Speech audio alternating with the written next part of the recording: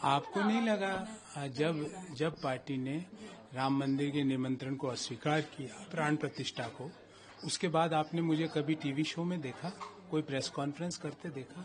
मैंने प्रयास किया कांग्रेस के हर बड़े नेता को इस बारे में अपनी भावनाओं को अवगत कराने का, पर जब उन्होंने मेरी भावनाओं से अपने आप को अलाइन नहीं पाया तो मुझे लगा कि जब मेरे धर्म के ऊपर प्रश्न लग रहा है, सनातन संस्कृति पे प्रश्न लग रहा है, मैं आज लिबरलाइजेशन, प्राइवेटाइजेशन, ग्लोबलाइजेशन नीतियों का विरोध कर रहा हूं जो पीवी नरसिम्हा राव साहब ने, मनमोहन सिंह जी ने देश को दी। क्या देश में वेल्थ क्रिएशन पाप है? क्या जुर्म है?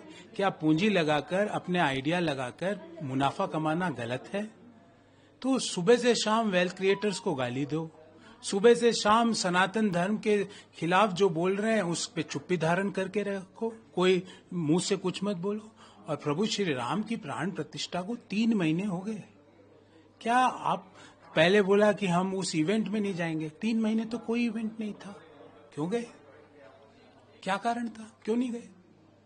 तो इन चीजों के बाद मैंने पहले प्रयास किया, क्योंकि मैं ऐसा मानता हूं कि व्यक्ति को सबसे पहले अपनी भावनाओं को सबसे अवगत कराना चाहिए, और ये ऐसी कंडीशंस थी जिसपे कोई कॉम्प्रोमाइज नहीं हो सकता, अनकॉम्प्रोमाइजेबल कंडीशंस थी।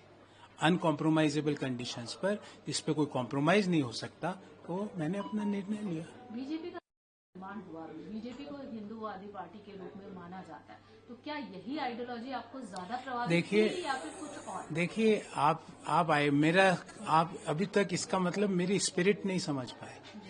आपको मैं प्राण प्रतिष्ठा का न्योता दूं और आप मेरे को लिखित में दो, नहीं आएंगे। आप करते हो क्या ऐसा? आपको मैं अपने घर पे डिनर पे इनवाइट करूं, आप लिख के दोगे नहीं आऊंगा? आप भगवान के सामने पाप कर रहे हो। और मेरे माता जी मुझे बचपन में एक कहानी सुनाती थी, वो मेरे जहन में अभी आज पूरे सुबह से वही है कि जब तक भगवान का अनुमति नहीं होती कोई भी व्यक्ति भगवान के दर्शन नहीं कर सकता।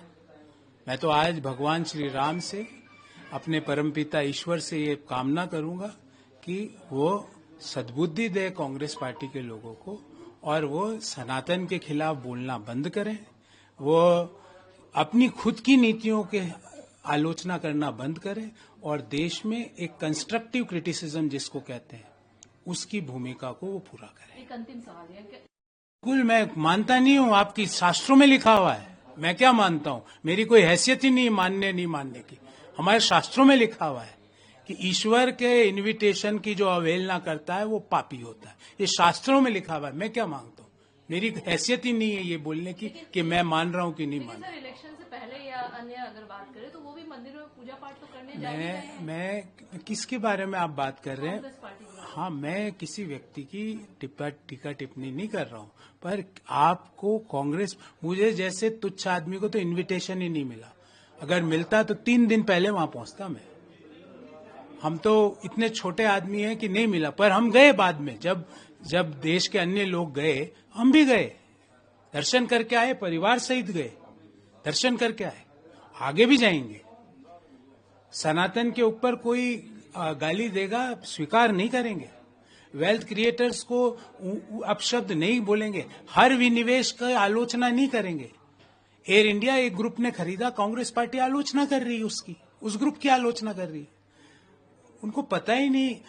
मुझे ऐसा लगता है कांग्रेस पार्टी मोदी जी की आलोचना करते करते इस स्तर पे आ गई है कि वो अपनी स्वयं की आलोचना करने लग गई है। तो मुझे लगता है इस बोझ से कांग्रेस पार्टी अगर निकले तो अच्छी बात है, क्योंकि सकारात्मक सुझाव की जरूरत हर सरकार को होती है। और मैंने कभी भी अपनी प्रेस कॉन्फ्रेंस में पॉलिसीज की जब आलोचना की है तो हर प्रेस वार्ता में ये भी बताया कि क्या करना चाहिए। Otherwise I can say you are bad, but why you are bad और why you are good, I should share the reasons and concerns regarding that.